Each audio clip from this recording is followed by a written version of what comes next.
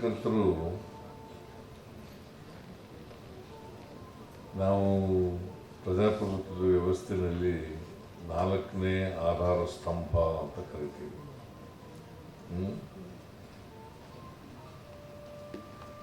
4ನೇ ಆಧಾರ ಸ್ತಂಭ ಯಾಕಂತಂದ್ರೆ ಅವರು ಜನರಿಗೆ ಸರಿಯಾದಂಥ ಸತ್ಯವಾದಂಥ ಮಾಹಿತಿಯನ್ನು ಒದಗಿಸ್ಕೊಡ್ತಾರೆ ಅನ್ನೋ ಕಾರಣಕ್ಕೋಸ್ಕರ ಯಾವುದೇ ಕಾರಣಕ್ಕೆ ಸತ್ಯ ಅಲ್ಲದೇನೆ ಅಸತ್ಯವನ್ನು ಹೇಳಬಾರದು. ಯಾಕಂತಂದ್ರೆ ನಿಮ್ಮ ಮೇಲೆ ನಂಬಿಕೆ ಇಟ್ಕೊಂಡಿದ್ದಾರೆ ಜನ. ಪತ್ರಕರ್ತರು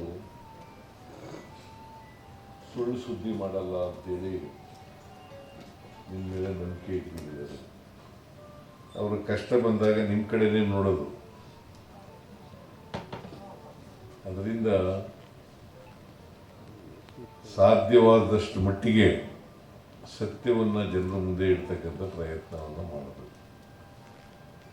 ಆಮೇಲೆ ಈಗ ಊಹಾಪೋಹದ ಸುದ್ದಿ ಪ್ರಾರಂಭ ಆಗ್ಬಿಟ್ಟದೆ.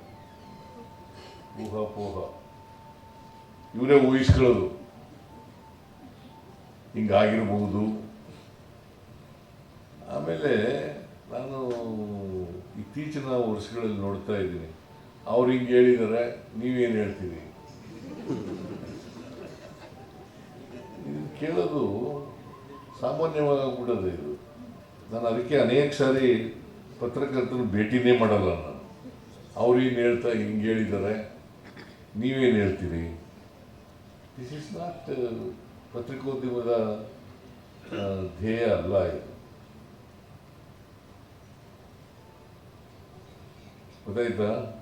ಮುಗುರು, ನೀನು ಪತ್ರಕರ್ತ ಅಲ್ಲ.